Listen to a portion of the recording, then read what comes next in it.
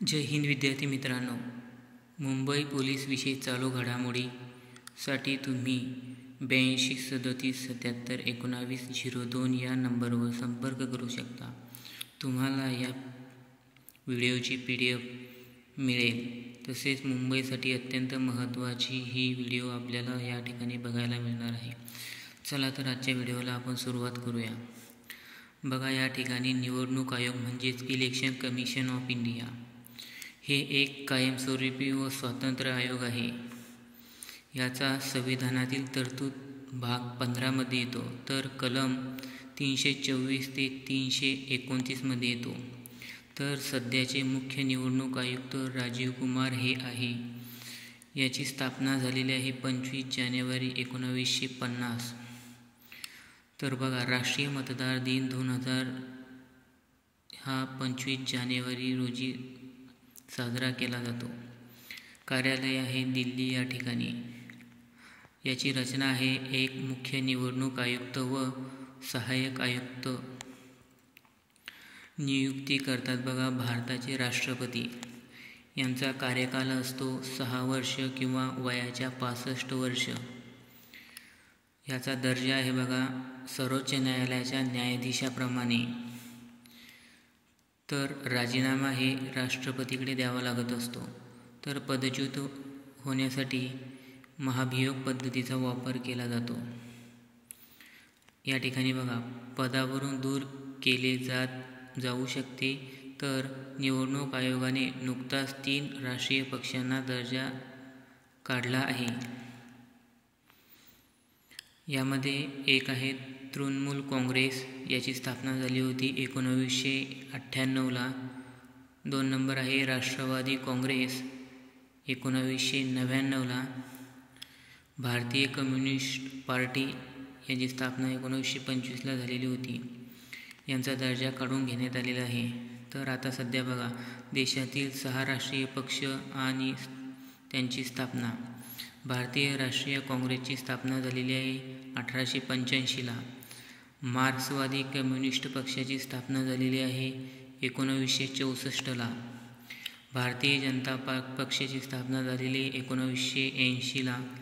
बहुजन समाज पक्ष 1984. आम आदमी पार्टी 2012 आणि 6वा आहे नॅशनल पीपल्स पार्टी 2013. पुढं बघा, मराठी भाषा अभिजात भाषेचा दर्जा. केंद्र सरकारची घोषणा. मराठी भाषेला अभिजात भाषेचा दर्जा मिळालेला आहे. ऑक्टोबर 2024पर्यंत भारतातील पुढील 11 भाषांना अभिजात भाषांचा म्हणजेच क्लासिकल भाषांचा दर्जा देण्यात आलेला आहे. यामध्ये 1 नंबरला हे तमिळ. तमिळला 2004 मध्ये अभिजात भाषेचा दर्जा देण्यात आलेला आहे. आणि संस्कृतला 2005, कन्नडला 2008, तेलुगूला 2008, मल्याळमला 2013ला. तर ओडिया या भाषेला 2014ला अभिजात भाषेचा दर्जा देण्यात आला होता. आणि आता 2024ला एकूण 5 भाषांना अभिजात भाषेचा दर्जा देण्यात आला आहे. तो बघा, पहिली आहे आपली मायबोली मराठी, पाली, बंगाली, आसामी आणि प्राकृत. याबद्दल थोडी माहिती या ठिकाणी बघूया. अभिजात भाषेचा दर्जा मिळवण्यासाठी निकष लागतो बघा. एक नंबर, भाषेच्या साहित्याचा इतिहास हा किमान 1500 ते 2000 वर्ष प्राचीन असावा. हे साहित्य महत्त्वाचे, मौल्यवान असावे. 3 नंबर, भाषेला स्वतःचे स्वयंभूपणा असावे. ती कोणत्या भाषेतून उसने घेतलेली नसावी. 4 नंबर, सध्याच्या भाषेपासून स्वरूप वेगळे असावे. तर आता बघा, हा प्रश्न अत्यंत महत्त्वाचा आहे. तुम्हाला यावर नक्की प्रश्न विचारला जाऊ शकतो. राज्य मंत्रिमंडळाने 3 ऑक्टोबर हा दिवस यापुढे मराठी अभिजात भाषा गौरव दिन म्हणून साजरा करण्याचा निर्णय घेतलेला आहे. पुढं बघा, या ठिकाणी आता बघा, नांदेड पोलीस आयुक्तालयाचे पहिले पोलीस आयुक्त शहाजी उमाप हे होण्याची शक्यता आहे. नांदेड शहराच्या पोलीस आयुक्तालय तयार होईल अशी शक्यता दिसत आहे. नांदेड शहरातील सहपोलीस ठाण्यासोबत सोनखेड, अर्धपूर, उस्माननगर, लिंबगाव, मुंदखेड असे इतर 6 पोलीस ठाण्यांना जोडून 12 पोलीस ठाण्यांचे पोलीस आयुक्तालय तयार होईल असे अपेक्षित आहे. पुढचा पॉईंट बघा. महाराष्ट्रातील 13वे पोलीस आयुक्तालय नांदेड शहरात होणार आहे. तर मला एक प्रश्नाचं उत्तर द्या की महाराष्ट्रात आता सध्या शेवटचे जे आहे 12व्या क्रमांकाचे पोलीस आयुक्तालय ते कोणते आहे ते कमेंट करायचे आहे. या आयुक्तालयात पोलीस आयुक्त पदावर सध्याचे पोलीस उपमहानिरीक्षक शहाजी उमाप यांना नियुक्ती मिळेल अशा चर्चा नांदेड जिल्ह्यामध्ये होत आहे. पुढं बघा. आंतरराष्ट्रीय शिक्षक दिन 5 ऑक्टोबरला साजरा केला जातो. 5 ऑक्टोबर या दिवशी जगभरामध्ये जागतिक शिक्षक दिन म्हणजे वर्ल्ड टीचर डे किंवा आंतरराष्ट्रीय शिक्षण दिन इंटरनॅशनल टीचर्स डे साजरा केला जातो. 20व्या शतकापासून विविध देशांमध्ये शिक्षक दिन साजरे केले जातात. भारतामध्ये शिक्षक दिन 1962 पासून तर जगभरात 1994 पासून साजरा केला जातो. राष्ट्रीय शिक्षक दिन 5 सप्टेंबरला साजरा केला जातो. बघा. जागतिक आंतरराष्ट्रीय सप्ताह 2024 हे 4 ऑक्टोबर ते 10 ऑक्टोबर या दरम्यानमध्ये साजरे केले जाणार आहे. 2024ची थीम आहे बघा अंतराळ आणि हवामान बदल.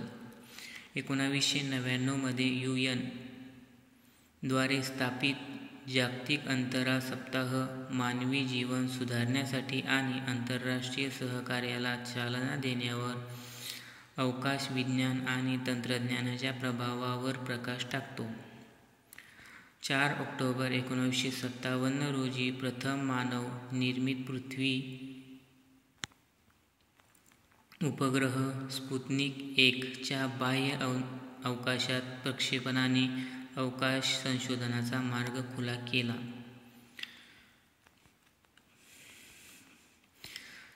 पुढं बघा. मध्य प्रदेशात बायो-CNG प्लांटसह भारतीय पहिल्या आधुनिक गोशाळेचे उद्घाटन करण्यात आले.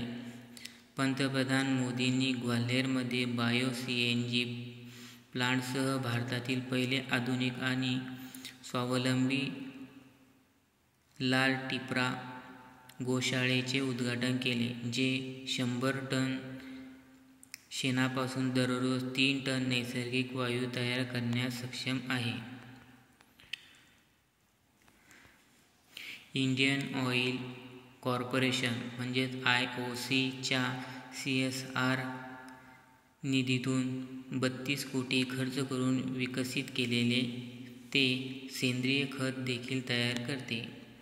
PM मोदी यांनी स्वच्छ भारत मिशन आणि अमृत योजनेअंतर्गत 685 कोटी रुपयाचा प्रकल्पाचा शुभारंभ केला आहे.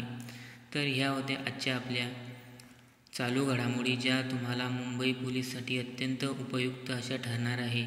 तर आपला हा व्हिडिओ आपल्या मित्रांना शेअर करा, जेणेकरून त्यांना मुंबई पोलीसचे जे आता पेपर होणार आहे त्यांना या व्हिडिओचा फायदा होईल. आणि आपल्या चॅनलला सबस्क्राईब आणि शेअर करा. जय हिंद मित्रांनो. धन्यवाद.